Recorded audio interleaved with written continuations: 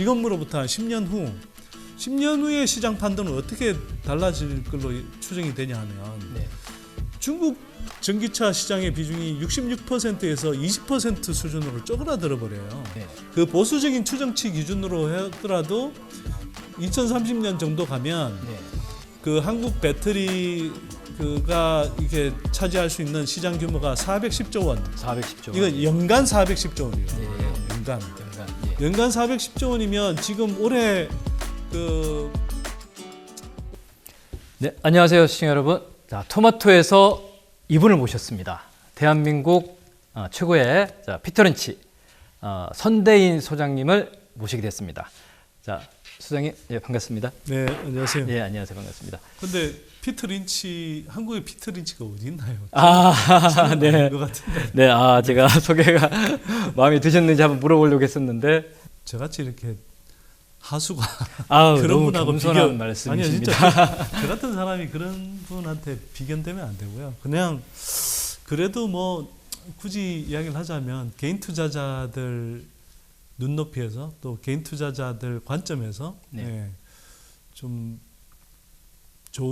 투자하기 좋은 기업을 그래도 뭐 평균적인 투자자들보다는 좀 잘 고르는 것 같다.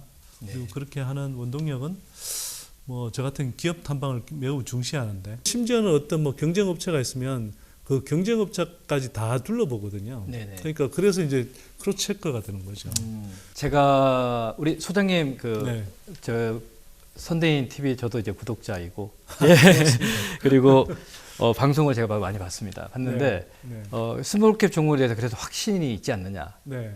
최근에 이제 장이 좀 흔들림에도 불구하고 네. 거기에 대한 이제 기업의 어떤 탐방에 대한 확신을 가지고 네.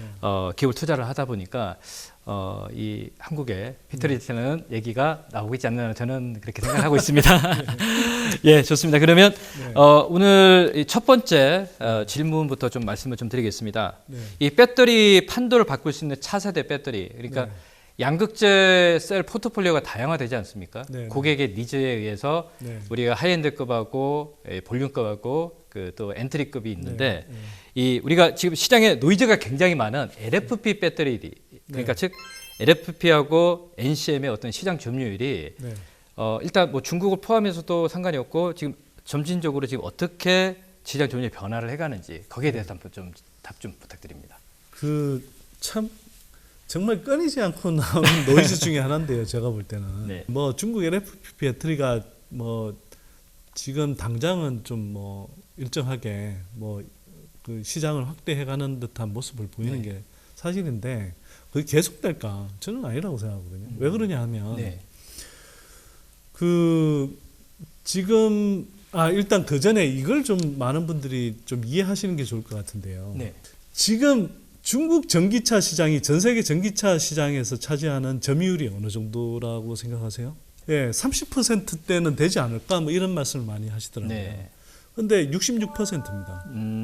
그러니까 일반적으로 많은 사람들이 중국 전기차 시장이 상당히 커. 네. 그래서 꽤 감각적으로 이제 보통 그래도 뭐 전 세계에서 뭐 미국도 있고 유럽도 있지만 지금 중국 시장 비중이 크니까 30%대 정도 될 걸 이렇게 이제 짐작을 하신단 네. 말이에요.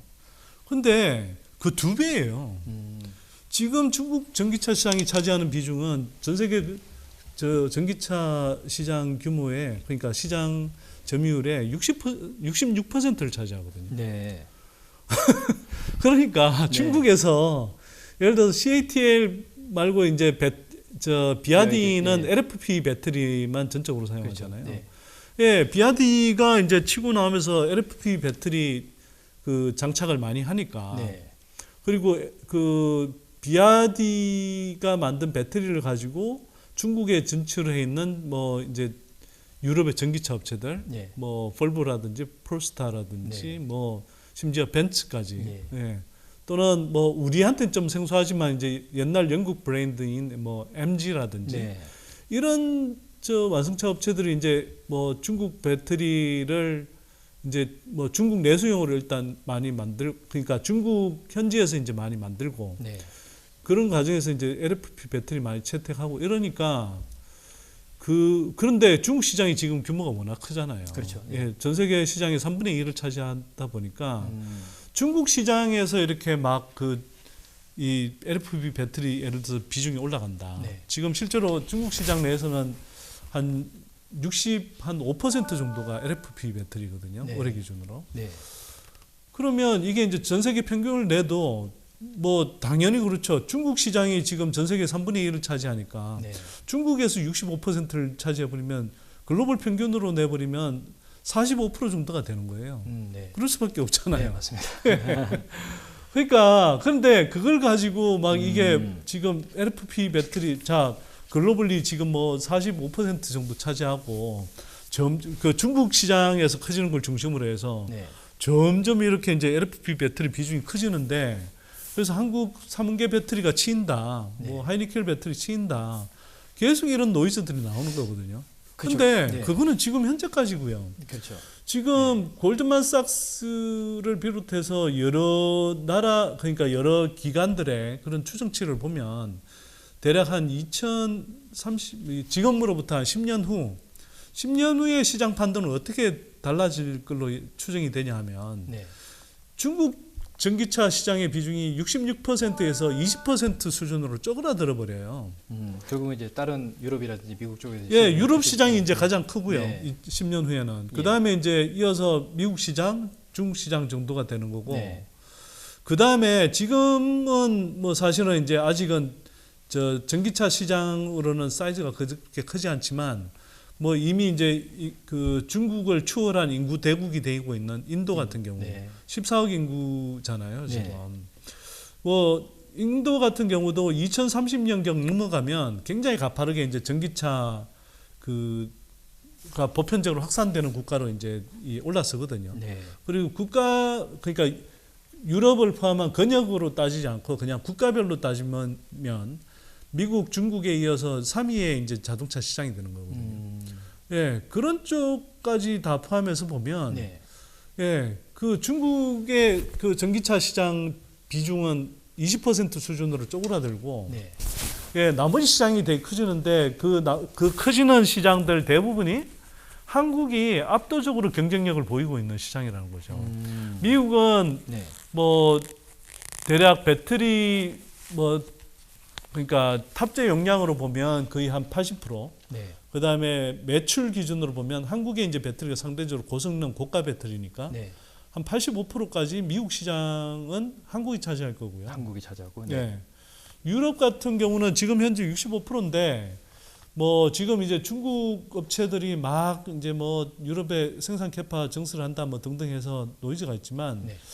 적어도 매출액 기준으로는 유럽 시장도 60% 이상은 계속 차지할 거예요. 60% 이상 네네. 차지한다. 예.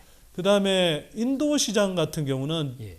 인도는 중국하고 이제 그 긴 국경선을 맞대고 있는데 그 60년대부터 계속 그 국경 분쟁이 일어날 정도로 미중 간에 중국 인도 간에 네.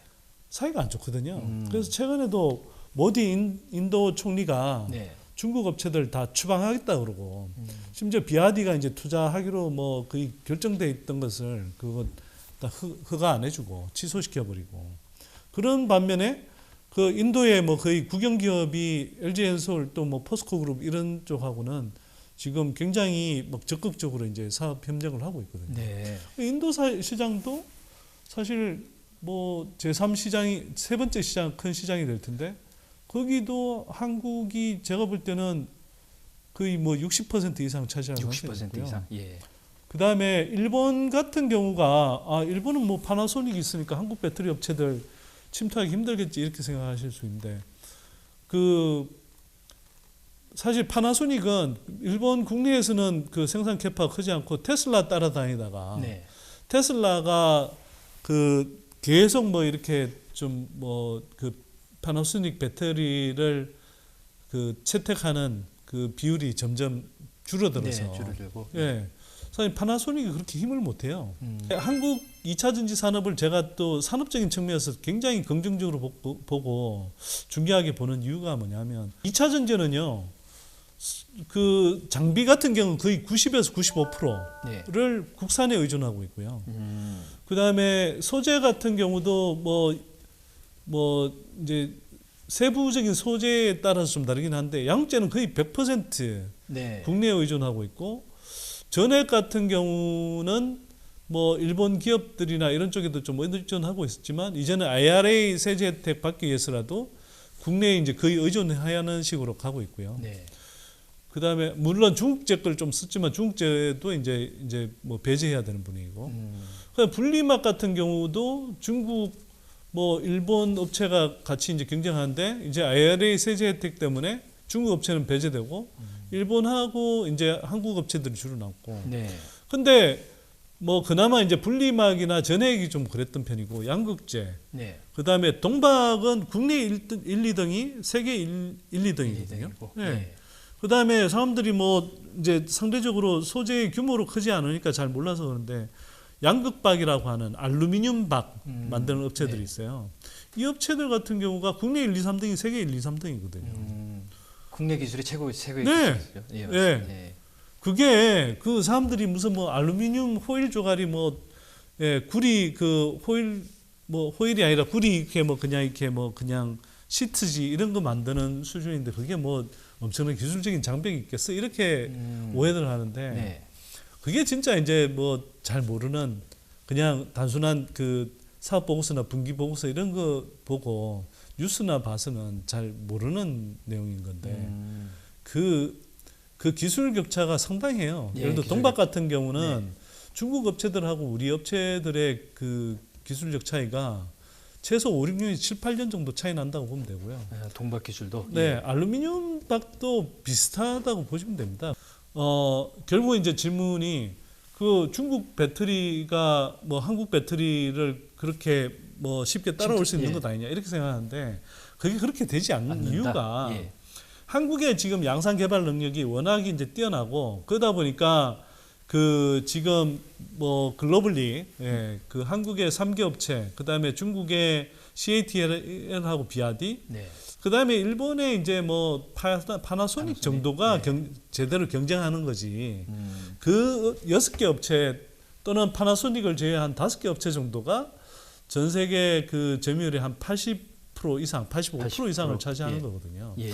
거기다가 중국 밖으로 나가면 한국 3개 업체가 거의 전 세계 중국 외 시장의 전 세계 점유율 네. 제가 볼 때는 70% 이상을 차지한다고 봅니다. 예. 일본 같은 경우도 그래서 지금 그 얼마 전에 계속 이제 발표됐고 사실 조준기이다 보니 그 아무도 주목을 안 했는데 일본은 뭐 이렇게 좀 뭐 전환의 속도 이런 의사 결정 이렇게 빠르지는 않지만 한번 의사 결정을 내리고 그 방향으로 잡으면 굉장히 그 지속적으로 네. 그 끈기 있게 움직이는 그 경향이 있거든요. 네. 일본 업체들이 최근에 보면 토요타, 혼다, 닛산 다 그 되게 가감한 전기차 전환 목표를 설정했고 네. 그 계획을 발표했어요 최근에. 근데 토요타, 혼다, 닛산을 최대 고객사로 갖고 있는 회사가 어디냐? LG 엔솔이거든요. 예.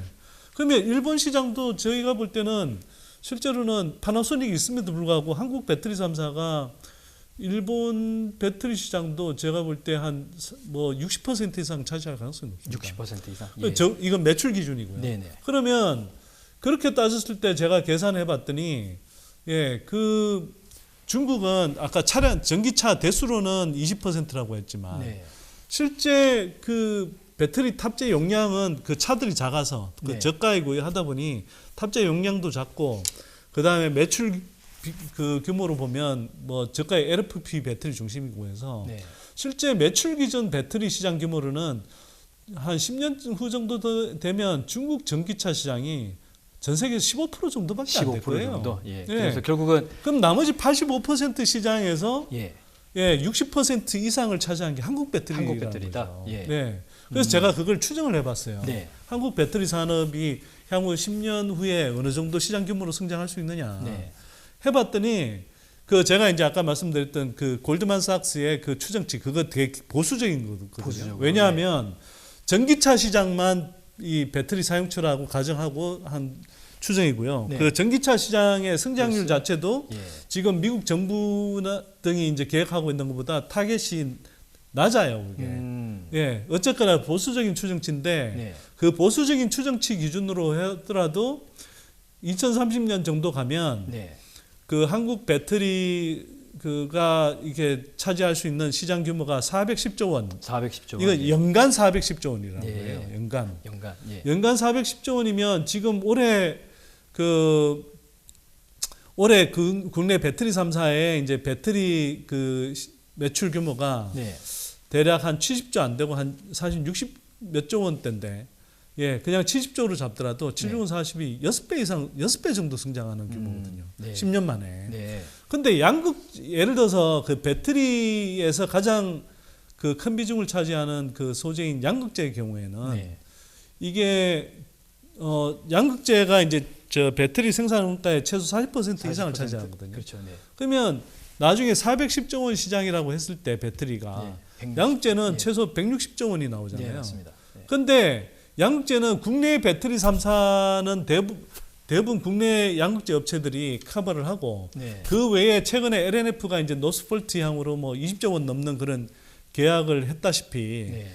해외에 지금 그 여러 배터리 회사들 있잖아요. 네.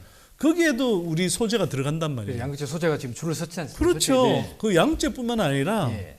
뭐 아까 제가 말씀드렸듯이 우리 뭐 다양한 소재들 전해액이라든지 분리막은 사실 이제 일본이 되게 강한데 그 뭐 전해액도 마찬가지고 특히 동박, 막. 예, 알루미늄박 네. 이런 것들까지 다 한국 소재 업체들이 그 해외 업체들한테도 공급을 해요.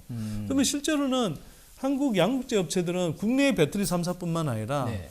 해외 배터리 업체들까지 고객사로 모실 수가 있기 때문에 또는 테슬라처럼 직납하는 경우도 나오고요. 네.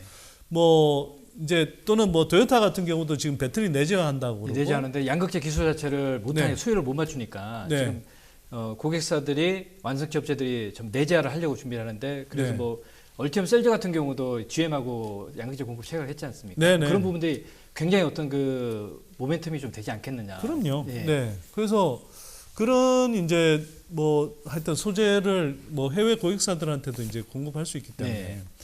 그 양극재 시장 규모는 최소 200조 넘어갈 거예요. 200조 넘어간다. 예, 그러면 그 지금 예를 들어서 에코프로 BM 200조 원 시장 중에 뭐 에코프로 BM, 뭐 포스코 퓨처엠 같은 게 10년 후쯤 되면 매출 기준으로 뭐 한 회사당 60조, 70조 원씩 할 거란 말이에요. 네.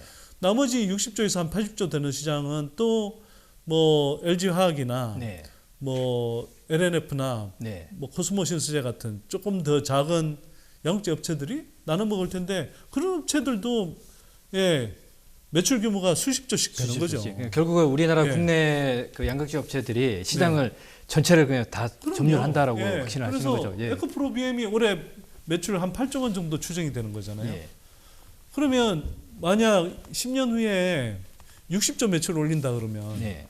예, 뭐 한 최소 7, 8배? 네. 70조 매출 올린다 그러면 뭐 거의 한 9배까지 네. 예, 음. 성장할 여력이 있는 거고요. 네. 그러니까 이걸 생각해 보면 뭐 일부에서는 뭐 어떤 애널분이 2030년 뭐 가치까지 다 실적 성장분까지 다 뭐 가치에 반영됐다 이렇게 네. 이야기하는데 땡겨서 반영된다. 아니 좀 예. 그건 너무 심하지 않아요? 예를 들어서 네, 뭐 맞습니다. 2, 3년치 땡겨왔다 네. 뭐 이런 것까지는 오케이 뭐 저도 또 그리고 2차전지는 뭐 지속적인 성장이 가능한 산업이고 또 네. 한편으로는 그 생산 캐파나 계약 규모 등에 따라서 2, 3년 후까지 정도의 그런 뭐 실적은 대체로 좀 추정이 가능하기 때문에 네. 그 밸류를 사실 어느 정도 끌어오는 게 뭐 상당히 시장에서 형성된 컨센서스에 가까웠잖아요. 가깝다. 예. 예. 그러면 우리 국내 양극재뿐만 아니라 셀, 우리가 뭐 LG 네. 엔솔이라든지 SK온이라든지 그리고 삼성 SDI까지 다 시장을 다 점유를 하고 네. 결국은 또 이제 금양까지도 지금 네.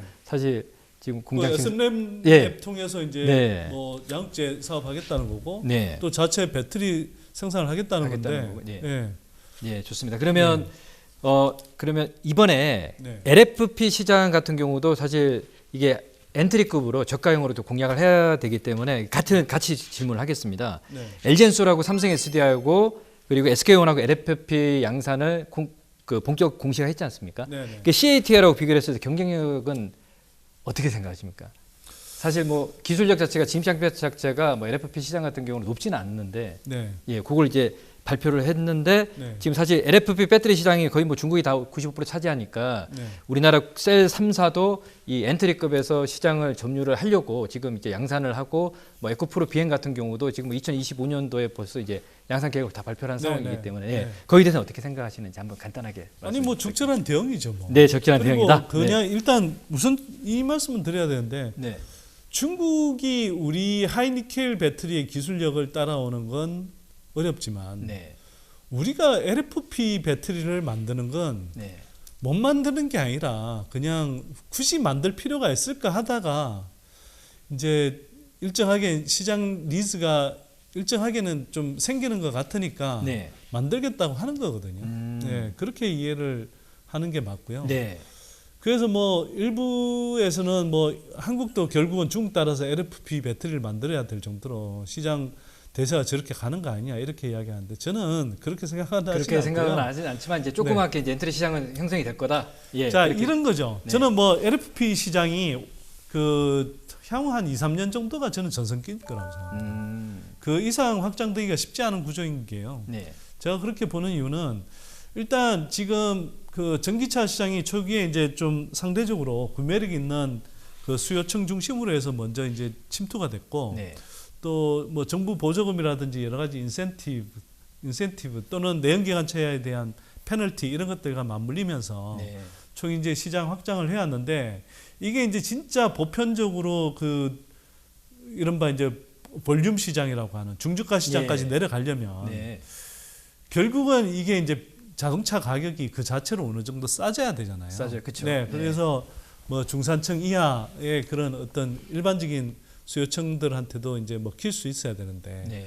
그러려면 기본적으로는 전기차 가격도 웬만큼 내려가야 되는데 지금은 그 단계로 이제 내려가는 그 초기 단계에 와 있는데 네. 아직은 그렇게 내려가기에는 전기차에 탑재되는 배터리가 네. 적어도 한국 배터리만으로는 충분하게 싸게 만들기가 힘든 거죠. 예를 들어서 한국 배터리를 장착해서 뭐 2만 달러대, 3만 달러대의 전기차를 내놨을 때 네. 지금 완성차 업체들이 수익을 내기가 힘들거든요. 지금 이렇게 상대적으로 뭐 우리 돈으로 치면 최소 5천만, 6천만 원 이상 되는 그런 전기차를 생산해도 네. 예, 그게 이제 그 규모의 경제가 안 되니까 당장은 지금 전기차 생산할수록 적자를 내는 기업들이 많거든요. 네. 예, 그런 상황에서 당장 2만 달러, 3만 달러대 이제 시장으로 내려가서 네. 그 이른바 보급형 전기차들 네. 이런 것들을 이제 만들어내려고 하니 그리고 또 어쨌거나 업체들 입장에 따라서는 빨리 저 중저가 시장까지 그 선점을 해놓는 효과가 필요하다라고 이제 네. 판단하잖아요. 테슬라가 대표적이고 네. 테슬라는 이제 전기차만 파는 게 아니라 전기차라는 하드웨어와 더불어서 이제 나중에 소프트웨어까지 같이 이제 계속 팔아먹어야 되니까 네. 그 걔네들 입장에서는 어쨌거나 최대한 다른 완성차 업체들이 이제 경쟁자로서 강력한 경쟁자로서 이제 시장에서 보폭을 넓혀가기 전까지 네. 이제 자기네들이 이제 좀 선점해서 많이 이제 깔아놓는 게 중요한 업체잖아요. 네. 그러다 보니까 올해 이제 되게 공격적으로 이제 그 뭐 판매 가격을 낮추고 또 그 와중에 이제 저 중저가 시장으로 침투하기 위해서 이제 LFP 배터리 탑재도 하겠다고 하는 건데 예. 네. 그럼에도 불구하고 이거는 결국은 당장 이렇게 이제 중저가 시장까지 내려가려고 하니 예, 한국 배터리라는 너무 미치고 팔아야 된다. 그래서 이제 뭐 중국 LFP 배터리에 이제 일단은 손 벌리는 자동차 업체들이 일부 있는 거죠. 네. 근데 그것도 이제 주로 아까 말씀드린 네. 중국 자본이 들어가 있는 그런 업체들이 대부분이고요. 대부분이고요. 예, 예. 그러면 테슬라 정도를 네. 제외하면. 테슬라 제외. 네, 네. 이번에 그러면 이제 네. LFP GM이 지금 사실은 보급형 전기차 이제 볼트 EV가 올해 대비해서 우리 3분기 대비해서 누적 판매량이 한 49,500대가 되는데 네. 사실 GM에서 볼트 EV가 이제 한 우리 돈으로 한 3,500만 원 정도, 네. 26,000달러 네, 정도 네. 되는데 네. 이게 그 시장 보급 확대를 위해서는 이게 포기를 할 수 없는 부분이라서 네. 네. GM에서도 이번에 LFP 배터리 신차 모델을 탑재를 해서 네. 출시를 하겠다 얘기를 네. 했습니다. 네, 네. 근데 거기에 대해서 어떻게 생각하시는지 한번. 아니 그러니까 네. 그 마찬가지 마찬가지, 흐름이라는 예. 거죠. 그러니까 그 GM의 지금 뭐 전략은 뭐냐 하면 네. 그러니까 그 테슬라가 이제 이른바 2만 달러대 전기차까지 내놓겠다고 지금 공언한 상황이고 네.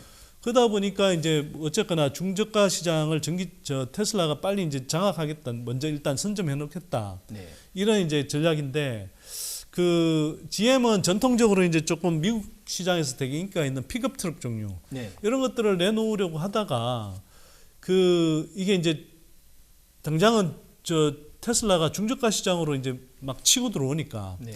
GM 입장에서는 방어를 해야 되잖아요. 그래서 사실 원래 볼트 EV 그거를 올해 4분기에 단종하기로 했다가 그걸 1년 정도 더 연장해서 끌고 가겠다는 거거든요. 네. 왜? 그렇게 해서 테슬라가 치고 들어오는 걸 무주공산처럼 내주고 있을 수가 없잖아요. 네, 그렇죠. 예, 그래서 볼트 EV를 이제 뭐 더 생산을 연장하겠다는 건데 그 LFP 그래서 이제 그러면 볼트도 이제 상대적으로 더 싸게 만들어야 되니. 네. 예, 그래서 이제 일시적으로 LFP를 채택하는 거고요. 예. 근데 이게 제가 아까 왜 LFP 배터리 전성기가 한 2, 3년 후 정도 밖에 안 된다고 생각하냐 하면 그 2, 3년 후라는 것이 기본적으로는 예, 그때 정도 가면 아까 이제 뭐 사회자분께서 그렇게 말씀하셨지만 2, 3년 후에 한국 업체들이 뭐 LFP 배터리 개발한다 이렇게 이야기를 했지만 그 LFP 배터리는 사실은 일부는 전기차향이 있지만 예, ESS. 대부분은 사실 ESS 향이거든요. 그러니까 사실은 LFP 배터리는 ESS 향이 맞아요. 왜냐하면 부피 크고 무겁고 그걸 네. 자동차에 싣고 다닌다. 그리고 지금은 이게 사람들이 이제 완성차 업체들도 당장은 좀 급하니까 LFP 배터리 뭐 한다 그러지만 그거 좀 타고 다녀 보면 특히나 좀 겨울에 추운 지역으로 가면 네. 그 타다가 계속 뭐 이게 실제 주행거리 뭐 350km 간다라고 돼 있지만 실제로 겨울철에 타보면은 200km 이하 200km 정도도 못 타는 경우도 에너지 효율이 안 수두룩하거든요. 나오니까. 예. 제가 또 저 역시도 이제 궁금한 게 예. 사실 픽업 트럭 아까 말씀하셔서 네네. 그 F150 같은 거 거기에 그 큰 그 픽업 트럭을 네. 그걸 LFP를 탑재를 한다는 얘기가 나오는데 그거는 말도 안 되는 소리인 것 같은데 제 아니 생각은 그러니까요. 그게 네. 지금은 당장 좀 네. 가격 떨어 보겠다고 그런 식으로 하고 한편으로는 예. 그게 지금까지 사실은 그 글로벌 완성차 업체들이 네. 뭐 똑같은 겁니다. 테슬라가 뭐 배터리 내재하겠다, 뭐 세계 완성차 업체들이 내재하겠다, 뭐 또 한편으로는 LFP 배터리 쓰겠다 이런 네. 것도 사실은 상당 부분은요. 네. 그 한국 배터리 업체들한테 계속 끌려다니다가 왜냐하면 자기네들이 내재하겠다고 했는데 내재가 안 돼요. 수요를 못 맞추니까. 수요를 못 맞추고 그다음에 뭐 유럽이나 미국에서 다른 스타트업들 나오는데 거기도 노스볼트가 뭐 유럽에서 제일 빨리 시작했는데 거기 중국 장비 갖다 쓰다가 거의 애물단지 돼서 다 한국 장비들로 지금 쓰고 있고 네. 뭐 그렇게 해서도 지금 수요를 못 끌어올려서 이게 뭐 한국 장비 업체들 이제 탐방 가보면 네. 언제 뭐 발주 내겠다 하는 것들이 계속 지연되는 흐름들이 발생하거든요. 예. 그래서 그런 걸 보면 이게 이제 기본적으로 셋업 자체만으로도 시간이 엄청 걸리고요. 네. 그래갖고 그 사람들이 그 뭐 셋업 다 한 다음에 수요를 끌어올리는데 시간이 얼마나 걸리겠습니까? 그러니까 뭐 제가 이제 요는 그거예요. 네. 그러니까 배터리 내재화도 안 돼. 그래서 이제 근데 결국은 뭐 빨리 전기차를 생산해야 되니까 결국 이제 한국 배터리 업체들한테 이제 다 줄 쓴 건데 한국 배터리 업체들이 이제 상대적으로 여전히 이제 자기네들 입장에서 보면 비싸게 군다고 생각하니까 이제 그랬던 건데 네. 이제 이 최근에 와서 다시 이제 그런 이야기를 하는 거죠. LFP 배터리 채택하겠다 뭐 이런 이야기 하는 것도 네.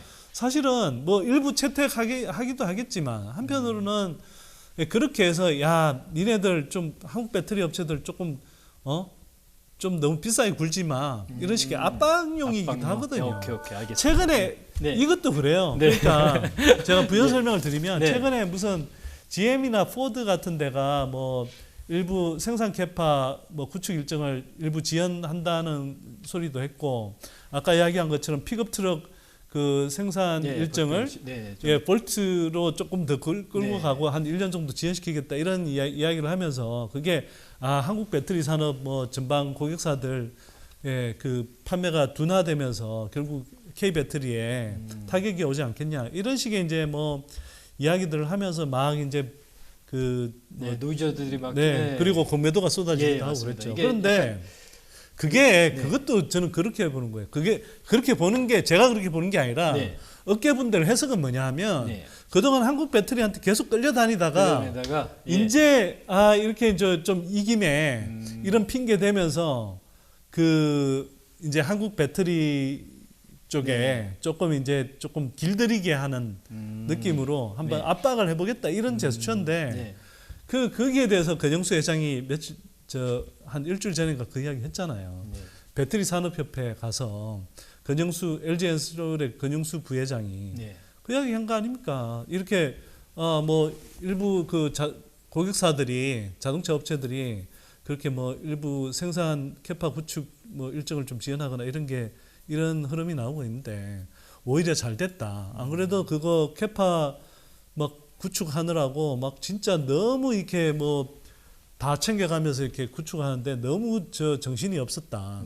그래서 오히려 좀 차분하게 이렇게 생산 캐파를 구축하면서 이렇게 필요했던 것들을 좀 차근차근 챙겨가면서 이렇게 하겠다 이런 이야기했잖아요. 그게 우리 국내 사람들한테 한 이야기이기도 하지만 거꾸로 완성차 업체들한테 하는 메시지예요. 그게 그 완성차 업체들한테 야 니네들 그렇게 이야기하지만 그래 뭐 잘 됐어. 우리도 어차피 지금 니네들 주문 다 따라서 생산 캐파 구축하려니까 진짜 힘들어 죽겠는데 그러니까 지금 오히려 우리도 숨 좀 돌리면서 이제 좀 하자 이 이야기 한 거거든요. 어차피 조인트 벤처 설립을 해서 조인트 벤처 비중 자체가 5대5지 않습니까? 그죠? 그래서 5대5라고 알고 있는데 정확하게는 51대 49거든요. LG엔솔 같은 경우는 다 51대 49로 해서 51을 LG엔솔이 코스트 가격 결정할 수 있는. 그래서 그게 바로 그거거든요. 그리고 잘 보시면 GM하고 포드도 막 이야기하는데 GM하고 포드도 똑같이 이야기한 건 뭐냐면 25년, 26년에 완성차 생산 캐파라든지 그때 필요한 배터리 생산 규모, 그러니까 배터리 수요 그 자체에 대해서는 현재 변함이 없다 이렇게 이야기하거든요. 그리고 LG엔솔 똑같이 그렇게 이야기했고, 그러니까 이거는 사실 달라진 게 없어요. 그냥 사실 그걸 뭐 단계적인 어떤 흐름들 때문에 또는 아까 GM처럼 테슬라의 어떤 침투 때문에 그걸 어떤 방어하고 반격하기 위해서 그런 식의 어떤 전기차 모델 출시 일정이나 라인업을 일시적으로 조정하는 흐름들이 있는 거고, 또 한편으로는 어쨌거나 생각지도 못하게 미국 업체들 같은 경우는 UAW라고 해서 전미 자동차 노조 파업 때문에 추가로 한 막 십몇 조 원씩의 그런 이제 비용들이 나가게 됐잖아요. 그러다 보니 이제 그 비용 나가는 것과 관련해서 이제 현금 흐름 측면에서 예를 들어서 당장 급하지 않은 생산 캐파 구축 일정을 뭐 예를 들어서 좀 SK온 포드의 이제 켄터키 2공장 같은 거 이런 걸 좀 미루는 그런 식으로 조정을 하는 거예요. 시간 조정을 할 수 있고. 근데 그게 취소된 게 아니라니까요. 그게. 취소할 수가 없어요. 그 사람들 입장에서 보면. 왜냐하면 우리는 IRA만 알고 있는데 IRA는 뭐 쉽게 말해서 이제 인센티브 세제 혜택이라는 당근인 거고 AMPC. 얘네들은 또 채찍도 맞아요.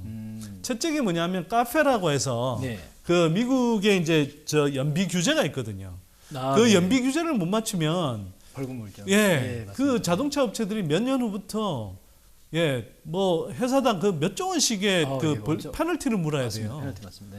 그렇기 때문에 양날에 양쪽으로 완전히 다 그러니까 당근과 채찍을 이렇게 받기 때문에 특히 25년, 26년은 완성차 업체들이 다 공헌하고 모든 완성차 업체들이 25년, 26년에 정말 새끈한 그런 전기차 업체들 라인업을 구축하지 않으면 향후 전기차 전환 국면에서 완전히 도태되는 그라고 생각을 하기 때문에 그 일정을 늦추는 건 전혀 변화가 없어요. 그러면 우리 같이 이제 뭐 중장기적인 호흡으로 투자하는 사람들 입장에서 보면 달라진 게 없는 거죠. 어차피 24년에 상대적으로 조금 상대적으로 기대했던 것보다 좀 성장률이 조금 완만해진 상태에서 25년, 26년을 맞으나 아니면 24년 이렇게 올라갔다가 25년, 26년 이렇게 더 올라가나 결국 25년, 26년 1차 빅뱅 폭발 때 벌어지는 상황은 똑같다는 거죠. 한국 배터리 산업 그리고 글로벌 배터리 산업을 이끌고 가는 그 수장이 보는 시각이 맞겠냐고요. 아니면 한국 배터리 산업 2030년 뭐 밸류까지 다 끌어왔다고 하고 뭐 성장성이 뭐 중국 LFP 배터리에 치여서 뭐 성장성이 크지 않다 이런 식으로 이야기하는 사람이 맞겠냐고요.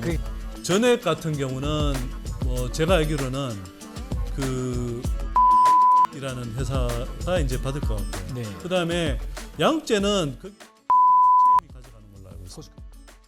고객사들이 결국은 이 셀의 어떤 그 공급사가 제한적이지 않습니까? 우리나라 네. 3사뿐만 아니라 뭐 네. 거의 제가 판단했을 때도 그냥 3사밖에 없을 거라 생각을 하고 네. 있고요. 네. 하인데급에서는. 네.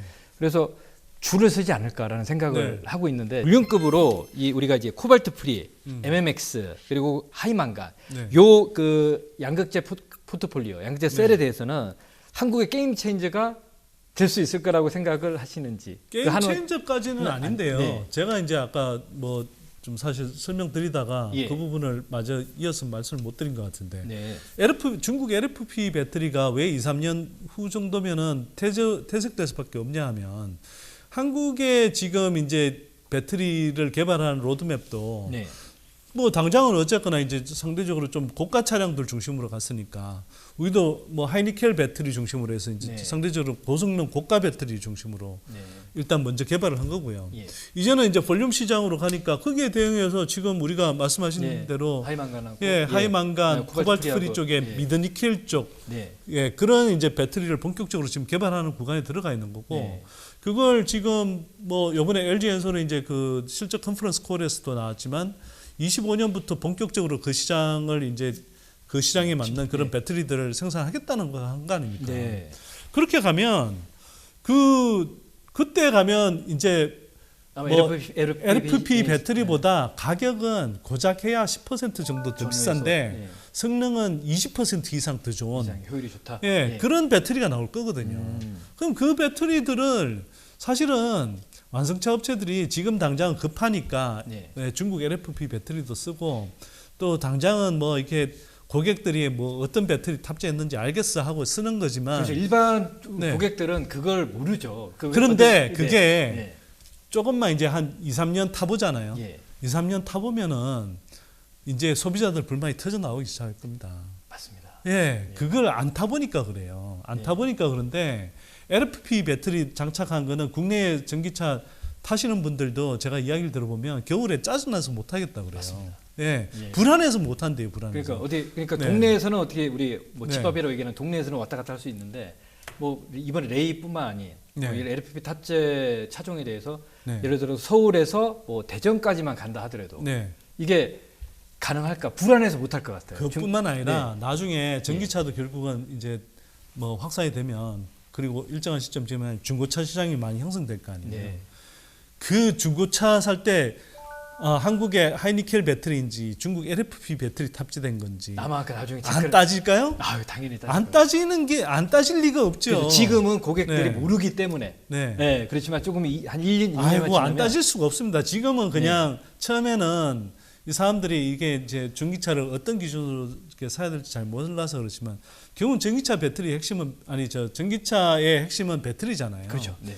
그럼 그 배터리의 성능을 안 따질 수가 없고 네. 그러면 특히 중고차 시장으로 갈수록 이거는 예를 들면 잔여 수명부터 해서 네. 그다음에 이게 어느 정도의 고성능 배터리가 장착돼 있는지 이런 것들을 따질 수밖에 없거든요. 네. LFP 배터리를 탄다? 아유, 저는 넌센스라고 생각합니다.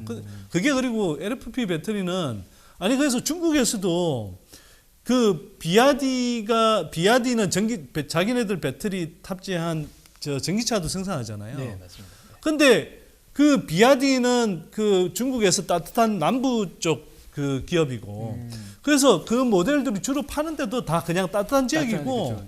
북쪽에서는 추위 때문에 비아디 안 나오는 걸 알고 있습니다. 조금만 추운 지역으로 올라가면 중국에서도 비아디 차는 안 탄단 말이에요, 사람들이. 맞습니다.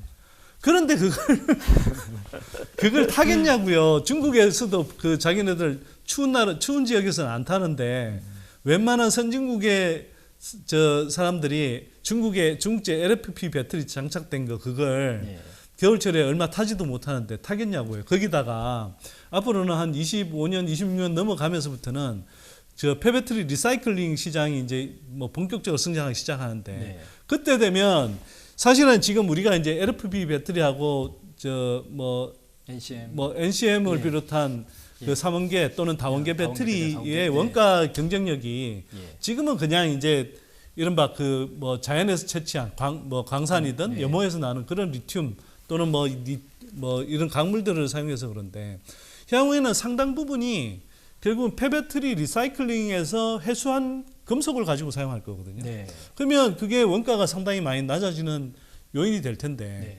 그때 근데 문제는 뭐냐면 그 LFP 배터리는 네. 별로 해수할 게 없어요. 비싸게. 오히려 지금도 중국 업체들이 그거 해수할 가치가 별로 없어서 그 다 폐배터리 땅에 파묻고 있거든요. 고철당을 예. 전략할 근데 수밖에 없다. 그 예. 삼원계 배터리들은 거기에 들어가 있는 그 강물들을 다 지금 재활용해서 네. 회수해야 되고 그리고 특히 유럽이나 미국 같은 선진국들은 네. 그런 환경 규제가 굉장히 엄격해지는데 그게 LFP 배터리가 쓸 자리가 있다고요. 그러니까 이게 아까도 제가 말씀드렸지만 네. 지금 현재 상태의 중국 전기차 시장이 3분의 1을 차지하는 시장에서 뭐 예를 들어서 한국 배터리와 중국 배터리의 점유율이 LFP 배터리의 점유율을 이렇게 이야기하는 것이 맞냐? 아니면 향후 커질 방향을 두고 네. 5년, 10년을 내다보고 그런 걸 전망해서 그런 방향에 맞춰서 투자하는 게 맞느냐? 네. 그렇게 가지 않더라도 당장 2년, 3년 후에 빅뱅 폭발만 일어나도 네. 지금의 판도와는 완전히 다른 게임이 형성되는데 네. 예, 그것조차도 내다보지 않고 뻔히 보이는 이 그림을 가지고도 계속 LFP 배터리가 뭐 대세가 될 것 같거나 이게 한국 그 배터리 산업에 엄청난 위협이 될 것처럼 자꾸 불안감 조성하는 사람들은 저는 그 객관적인 시야로 보고 있는 게 아니라 어떤 이해관계가 얽혀 있다고 봅니다. 뭐 현지에서 필드에서 직접적으로 그 업계 얘기를 다 듣고 보면 이거 뻔한 내용인 네. 거거든요. 네. 예를 들어서 지금 뭐 LFP 뭐 10분 충전에 400km 간다. 그 뉴스는 지금 나오지 않지 않습니까? 그러니까 제가 알기로 이게 C레이트를 맞춰야 된다고 알고 있는데 예를 들어 급속 충전하게 되면 이게 효율 자체가 못 올라가기 때문에 아마 폭파 사고도 굉장히 많이 일어나는 걸 알고 있거든요. 그럼요. 리튬 이산철이. 네네. 네. LFP 배터리가 그런 면에서도 예. C레이트가 특히 높은 상황에서는요. 예. 진짜 맥을 못 추고요. 예.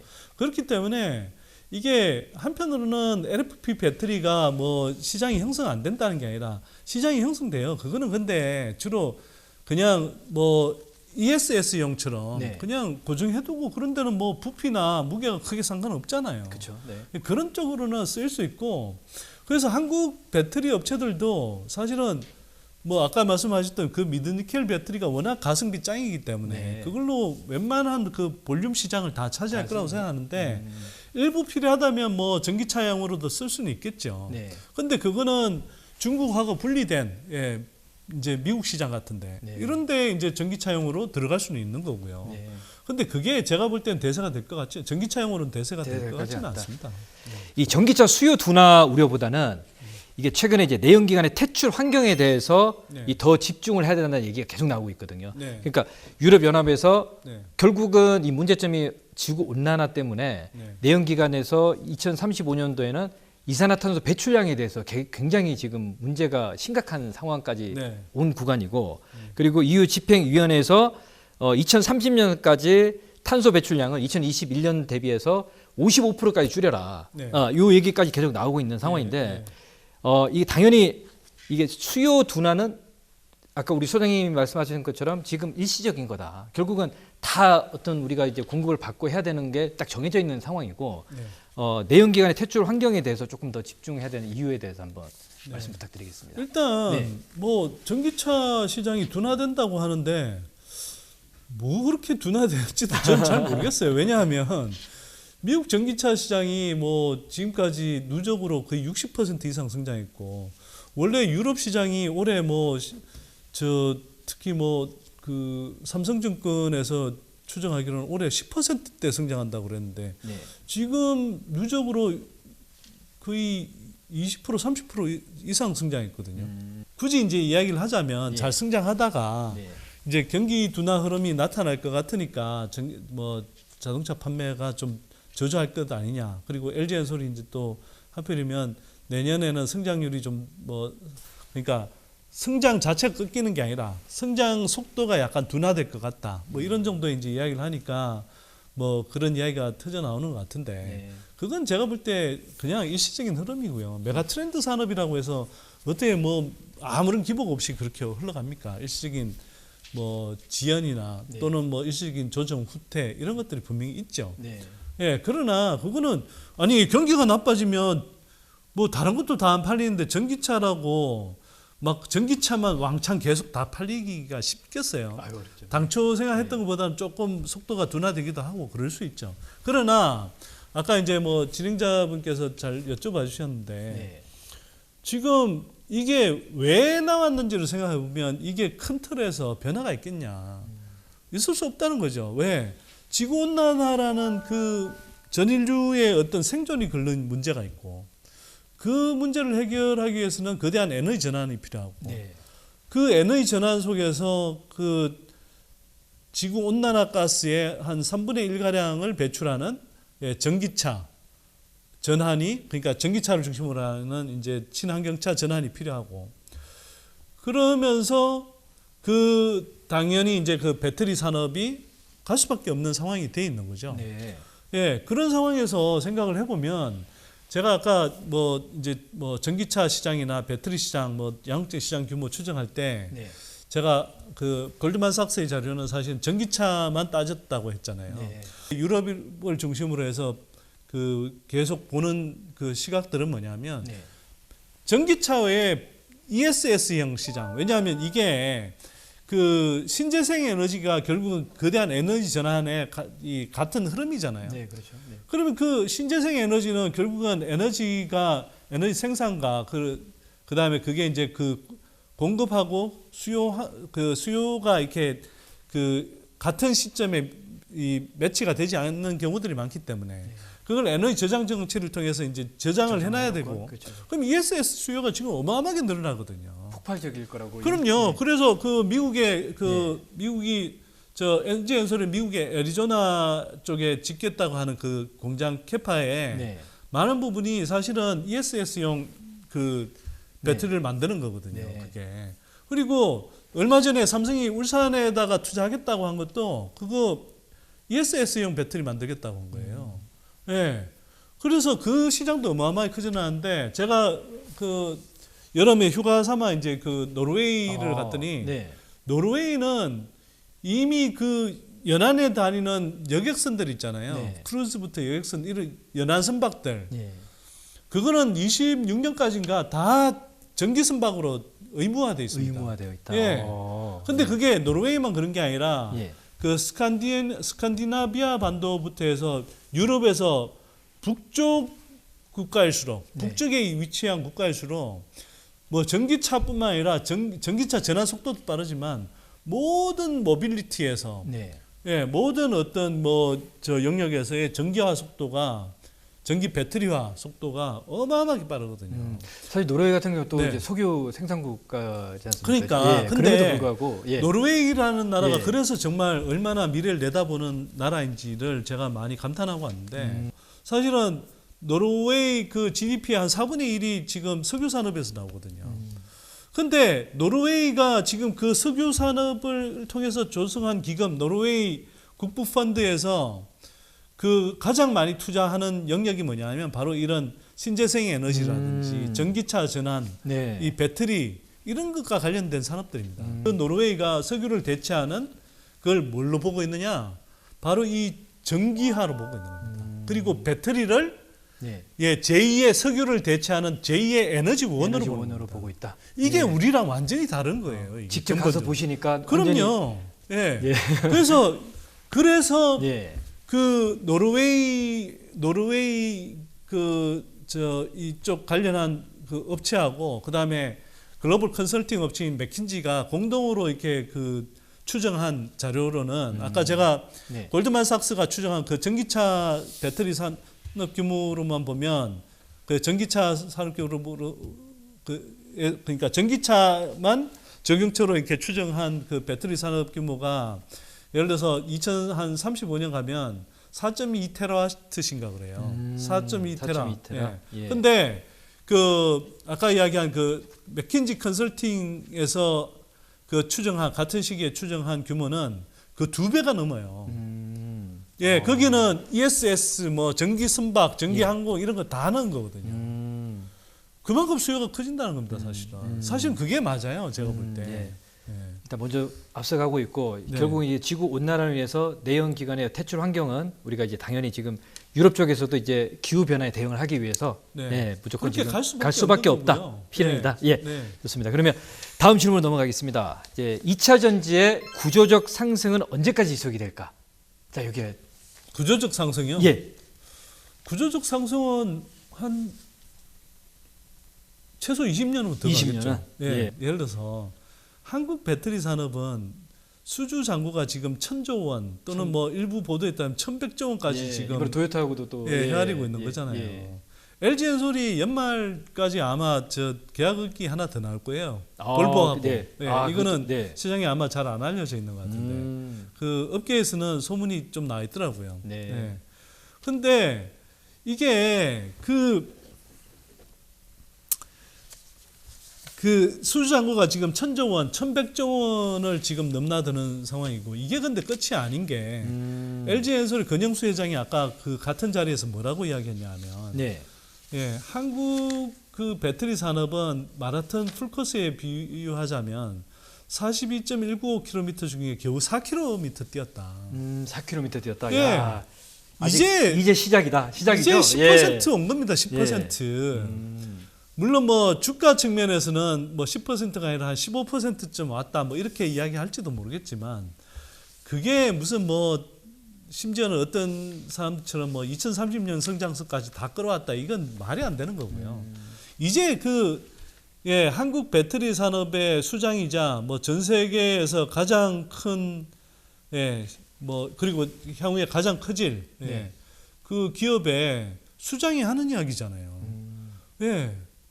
아니 그러면 이런 거 아닙니까? 그게 누가 하는 말이 더 맞겠냐고요. 그 한국 배터리 산업 그리고 글로벌 배터리 산업을 이끌고 가는 그 수장이 보는 시각이 맞겠냐고요. 아니면 한국 배터리 산업 2030년 뭐 밸류까지 다 끌어왔다고 하고 뭐 성장성이 뭐 중국 LFP 배터리에 치여서 뭐 성장성이 크지 않다 이런 식으로 이야기하는 사람이 맞겠냐고요. 제가 볼 때는 최소 20년, 30년 더 성장합니다. 물론 성장의 속도는 그때 가면 좀 둔화될 수는 있겠죠. 네. 그러나 투자자 관점에서 봤을 때 네. 아니 삼성전자 성장률이 상대적으로 뭐 예를 들어서 예전에 막 뭐 100%, 200% 성장하던 시기에서 이제 뭐 몇십 프로 성장하는 구간에 들어왔다고 해서 네. 그러면 한국 반도체 산업에서 먹을 게 없고 한국 반도체 기업들 중에 투자할 기업이 없나요? 계속 꾸준하게 기술 발전이라든지 그때의 어떤 그 시장 트렌드에 따라서 새로운 기업들이 계속 생겨나잖아요. 네. 매력적인 투자처들이 계속 나오고 네. 2차 전지가 안 그렇겠냐는 거죠. 더 했으면 더 했죠. 지금 그럼요. 그렇죠. 훨씬 더 했으면 더 했지. 예, 맞습니다. 아니 반도체 산업은 이미 한 26년 정도 가면 우리가 배터리 산업이 한국 반도체 산업 규모를 넘어선단 말이에요. 그 이후에는 그 다음부터 10년, 20년, 30년은 예, 메모리 반도체 산업을 훨씬 추월해서 2차 전지 산업이 계속 성장하게 돼 있어요. 네. 아니 근데 이게 부적 성장이 예. 뭐 금방 끝나겠습니까? 이렇게 한참 가지. 질문 하나 좀 드리고 싶은 게 연말과 연초에 양극재 공급을 계약 소식이 있는지 아까 조금 전에 셀에 대한 어떤 공급 얘기를 하셨는데 네. 2023년도에 포스코 퓨처엠이 한 70조의 장기 공급 계약을 했지 않습니까? 네. LG 에너지 솔루션하고 네. LG 엔솔하고 이제 30조 규모, 삼성 SDI하고 40조. 40조고 네. 그리고 SK 원쪽으로 하나 더 나오고 싶습니다. SK 원쪽으로. 그게 뭐 연말이 될지 연초가 될지 모르겠지만 네. 그 사실 이제 그 뭡니까 SK 오늘 뭐 장비 계약이 나왔던데 SK온에 이제 그 SK온이 켄터키에 이제 1, 2공장 구축 계획이었는데 이 공장은 조금 미뤄졌고 네. 그 SK온하고 이제 그 포드에 합작해서 블루오블 SK가 네. 이제 짓고 있는 게 켄터키 1, 2공장이 있는데 이 공장이 이제 조금 날아갔고 그다음에 테네시 공장인데 그 캐파가 43기가와트시로 굉장히 어마어마하게 큰 규모예요, 이게. 네. 예, 그런데 여기에 이제 그 장비 공급 계약이 오늘 나왔더라고요. 일부 업체들에. 네. 그러면 여기 이제 소재도 나오겠죠. 네, 소재 공급 계약도 나올 텐데 그 소재에서 예를 들어서 뭐 전액 같은 경우는 뭐 제가 알기로는 그 뭐 동아기업이라는 회사가 이제 받을 것 같고요. 네. 그다음에 양극재는 거기는 포스코 퓨처엠이 가져가는 걸로 알고 있습니다. 포스코 퓨처엠이. 네. 네. 그러면 포스코 퓨처엠이 가져가게 되면 네. 그 이제 그 생산 캐파 규모가 워낙 크기 때문에 네. 그것도 제가 볼 때는 몇십조 규모로 나올 수 있는 거 아닌가? 근데 요새는 또 이제 뭐 계약 방식을 좀 이상하게 해서 이게 좀 공시 기준에 미달하도록 쪼개서 이렇게 뭐 계약을 맺는 경우들이 있어서 그게 시장이 직접적으로 뭐 딱 뭐 수주 계약 공시 형태로 나올지는 모르겠습니다만 예, 저는 나오는 걸로 알고 있고요. 그게 근데 제가 이제 뭐 당장 그 가장 임박한 걸 말씀드린 거고 네. 그 외에 뭐 지금 현대차와 SK온 그 합작 공장 네. 또 현대차와 LG엔솔 합작 공장 그다음에 그 LG엔솔 미시간 자체 공장 LG엔솔 얼티엄 셀즈향 네. 뭐 공장 그다음에 LG엔솔 아까 이야기했던 그 뭡니까 애리조나 공장 예. 예. 그 뭐 이런 쪽의 물량들이 뭐 올 연말에도 일부 나올 수 있고 내년 상반기 중에 상반기 중에도 뭐 나올 수 있고. 예, 예. 계속 줄지어서 나와야 되거든요. 그러니까 일본 같은 경우도 이번에 네. 사실 토요타가 네. 양극재 공급을 LG화하고 하겠고 네. LG엔솔하고도 지금 셀 네. 공급했는데 네. 나머지 업체들 같은 경우도 LG엔솔하고 혼다 물량도 나와요. 혼다 물량도 네, 그것도 아마 예. 연말에 나올 가능성이 혼다 있고요. 물량 연말 네, 네. 예. 혼다. 그러니까 그게 누적돼 있다 공매도 금지한다 그러니까 또 뭐 정말 뭐 LG엔솔이 20%대 넘게 상승하고 그다음에 뭐 주요 하여튼 뭐 2차전지 업체들 수십조 시총 수십조 하는 것들이 막 상한가를 가고 네. 있고 어제 뭐 소프트 이런 게 거꾸로 보면 얼마나 그 무리하게 그 공매도 포지션을 갖고 있었는지를 반증하는 거라고 생각하고요. 이 배터리 산업이 이제 그 성장에 아직 초기에 있는데 예, 이 초기의 기회들을 여러분들이 놓칠 거냐 아니면 올라타서 한국 산업의 발전에도 자금을 대주고 그러면서도 그 산업의 성장 결과 여러분들도 과실을 나눠서 예, 노후를 편하게 지낼 거냐. 그러니까 제가 궁금한 건 어제 사실 이제 오늘 그 방송하는 날짜가 11월 7일이죠. 네. 어제 이제 우리가 6일 날 공매도 제한이 되고 LG엔솔을 어제 또 22% 급등이 나왔지 않습니까? 네. 그러니까 이게 너무 이게 시장이 약간 공매도에 그러니까 공매도가 인위적으로 그만큼 뭐 많이 눌렀다는 이야기죠. 공매도가 네. 그 공매도가 뭐 가격 발견 기능이 있다. 네. 그래서 뭐 또 이게 주가가 너무 부풀어 올랐을 때 그걸 견제하는 효과가 있다. 뭐 이렇게 이야기를 하는데 네. 아니 그게 해도 너무하죠, 사실은. 네. 그 말은 그렇게 이야기하지만 실제로는 네. 실제 벌어지는 행태는 사실은 그 한국의 기관 투자자들의 모멘트 플레이 그 행태하고 어우러져서 네. 예, 이 회사가 앞으로 더 좋아질 건지 또 펀더멘털이 얼마나 좋은지 네. 뭐 이런 걸 따지지 않고 단기적인 관점에서 예. 자 LG엔솔 컨퍼런스 콜에서 내년 성장률 좀 둔화된다고 그랬지? 그럼 중장기적으로 25년, 26년 뭐 생산 규모, 공급 규모 이런 거 전혀 뭐 변함없다 이런 거 따지지도 않고 그다음에 미드니켈 배터리 생산해서 뭐 그 다양한 고객사들하고 지금 뭐 계약 협의 중이라고 하고 뭐 이런 이야기 그다음에 그 미국 애리조나 공장에서 네. 그 원래 2170 원통형 배터리 만들려고 했다가 4680 예, 원통형 배터리로 바꾸면서 캐파를 27기가에서 36기가로 그 확장한다고 그랬거든요. 네. 예, 그런 식의 그 진짜 사실 중요한 이야기들 이런 것들은 하나도 평가를 안 하고 단기적으로 이제 뭐 당장 실적은 뭐 좀 슬로우해지겠네 이러면서 그렇게 해서 이제 그러면 막 공매도를 막 때린단 말이에요. 네. 그러니까 이게 얼마나 그 공매도라고 하는 것이 그냥 어떤 식으로 치냐면 이 회사가 진짜 실체도 없고 막 부풀려진 뭐 실체 없는 테마주다. 그러면 때릴 수도 있겠죠. 그런데 그게 아니라 정말 이렇게 뭐 향후 성장성이 돋보이는 탄탄한 그 구조적 성장 섹터를 이렇게 그냥 단기적인 관점에서 더 이상 뭐 당장에 모멘텀 없지 하고 주가 빠질 거 그러면 눌러도 되겠네 하고 공매도를 쳐서 눌러버리고 네. 그런 식의 공매도가 정말 제대로 순기능을 하고 있는 공매도일까요, 그게? 그러니까 이번 네. 사실 우리가 이제 글로벌 국제적인 큰 이슈로 이제 공매도가 크게 떨어진 게 2008년도 금융위기 때 네. 한 8개월 정도 공매도 제한을 했었고요. 네. 2021년도 8월달에 유럽발 재정위기가 터졌을 때 네. 한 3개월 정도 공매도를 제한했었고 네. 그리고 2020년도 3월달에 이제 코로나 위기로 한 1년 2개월 정도 네. 공매도 제한을 했었는데 이번에 공매도 같은 경우는 사실 이번에 전쟁 이슈로 뭐 이스라엘보다 우리나라 코스닥 시장이 더 많이 빠졌단 말이에요. 네. 코스닥 시장에서 에코프로하고 에코프로 BM이 시총이 크기 때문에 네. 인위적으로 했는데 이게 불법 무차익 공매도가 네. 이게 어떻게 뭐 심정뿐만 아닌 물증이 나왔잖아요. 물증이 나왔고 예, 금융감독원이라는 어쨌거나 예. 그 감독 기관에서 네. 조사를 해서 그게 한두 건이 아니라 뭐 100건 넘는 건들이 적발이 됐잖아요. 네. 근데 지금 그게 적발된 게 다 적발됐겠습니까, 사실? 그렇죠. 예. 근데 발표를 하는 게 이제 BNP 네. 파리마라든지 HBC, 글로벌 IB 그러니까 네. 해외 쪽으로만 얘기를 돌린단 네. 말이에요.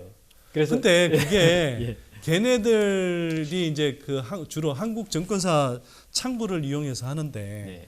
그 흐름을 알면서 국내에 직접 자기들이 이제 직접 공매도를 치는 부서를 두고 이제 공매도를 치는 증권사들도 있고 뭐 대표적으로 한국투자증권 같은데 네. 뭐 그런 데가 있고 그다음에 그 가장 강력한 이제 그 외국인 공매도 창구가 되고 있는 신한투자증권 뭐 이런 데 같은 경우는 그리고 그 국내 이제 롱숏 펀드 같은 경우는 네. 예, 그 공매도 많이 치죠. 특히 2차 전지 섹터에 관한 그 공매도는 국내 기관들의 뷰가 굉장히 대체로 부정적이기 때문에 왜냐하면 자기네들이 이랬거든요. 지난 21년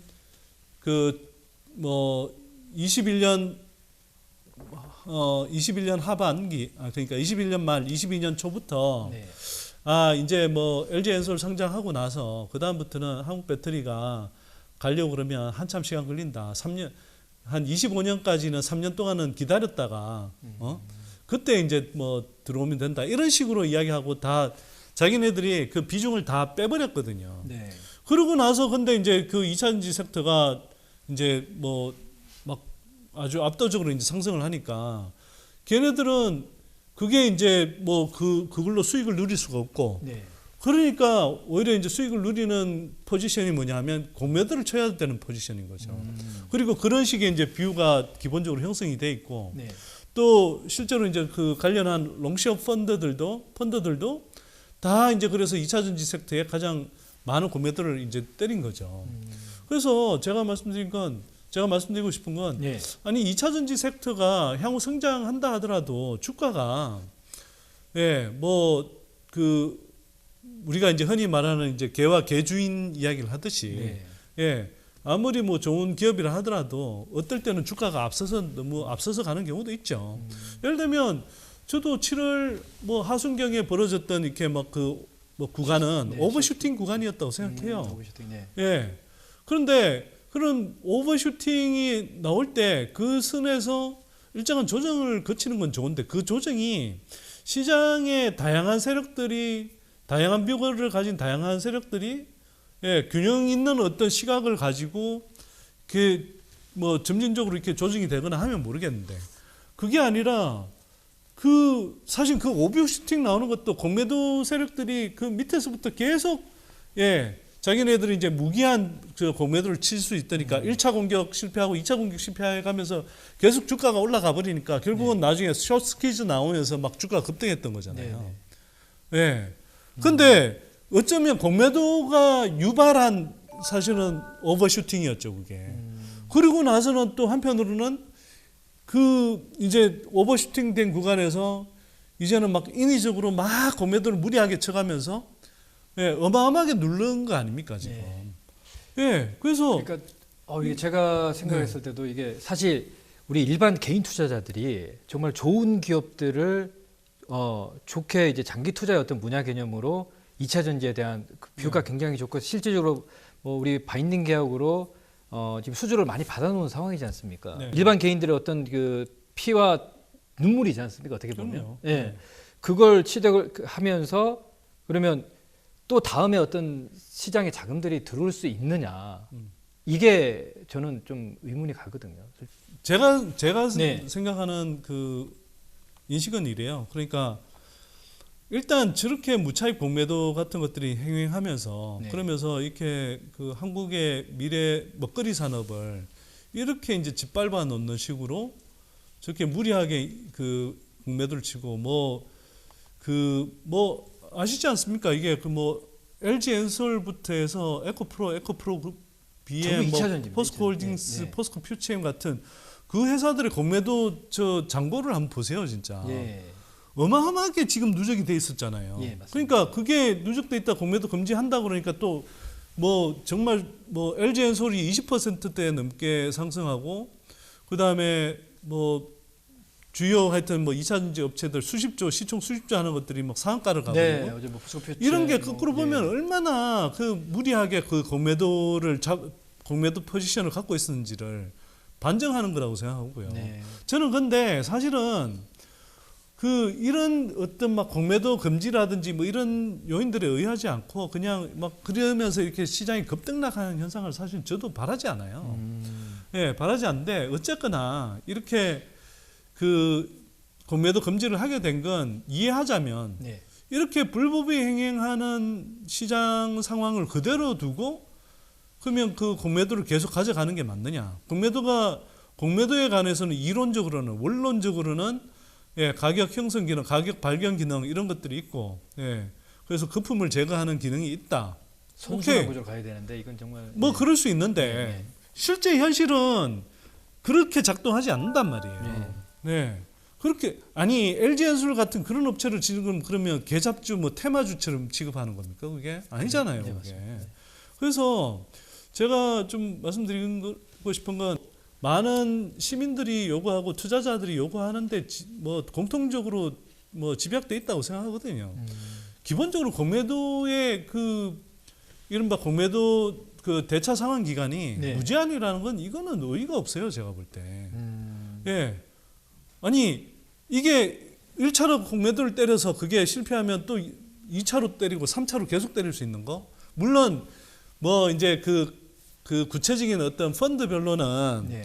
또 이게 이제 거기에서 어느 정도 손실이 나면 로스 커스를 해야 되고 그렇게 해서 뭐 일정한 제약이 있다 하더라도 그 사람들이 또 나가서 또 다른 2차, 3차 공매도 세력이 뭐 연결돼서 들어오기도 하고 그렇게 계속 무제한으로 할 수 있는 것들은 이거는 그냥 될 때까지 때리는 거죠. 그래서 결국 될 때까지 때린 거 아닙니까? 아, 지금 구간이 그렇죠. 그래서 뭐 에코프로 BM 같으면 뭐 7월 하순까지 그렇게 자기네도 숏 스퀴즈에 쫓기면서 그렇게 막 급등했다가 또 그 다음부터는 이제 계속 내리깔아서 20만 원 밑으로 보내버린 거잖아요. 네.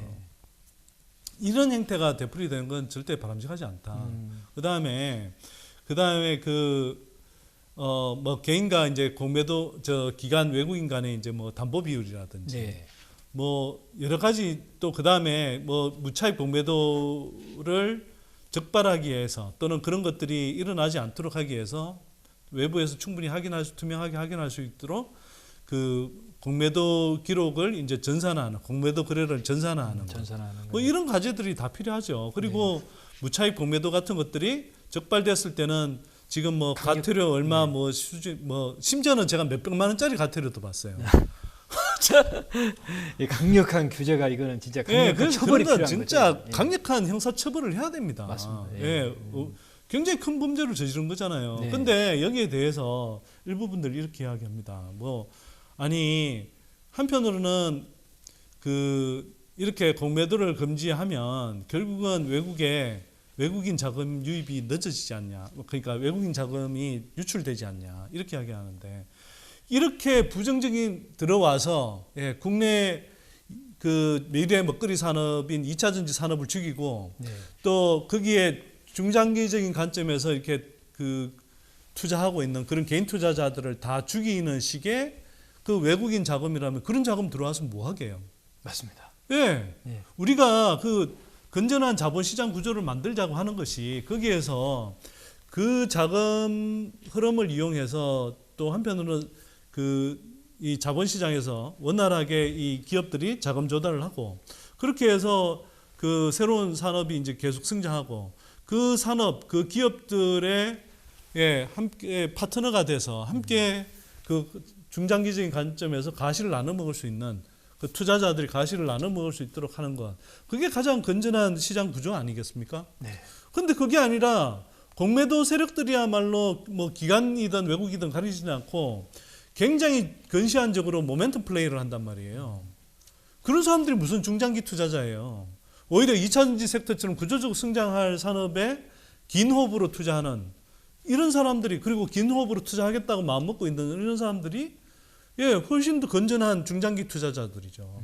근데 심지어는 외국인 투자자들 중에서는 뭐 롱숏 펀드만 하는 게 아니라 숏온리로 접근하는 저 외국인 투자자들이 있거든요. 네. 한국이 그만큼 이제 나름대로 공매도 시장이 뭐 신흥 시장 중에서는 좀 활성화돼 있고 거기에 이제 뭐 좀 유동성도 풍부하니까 거기 들어와서 숏으로 치고 먹고 나간단 말이에요.